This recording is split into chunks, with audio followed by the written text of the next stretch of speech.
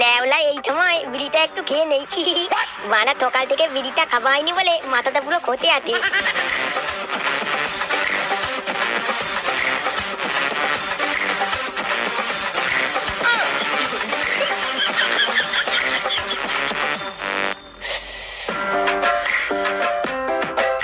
এবার একটু মাথাটা ঠিক হলো।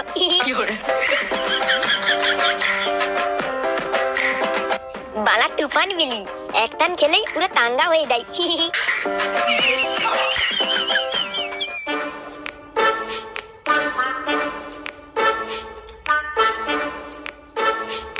লেওড়া চোদা ছেলেটা বালি সিমেন্ট আনতে যে গেল কোথা?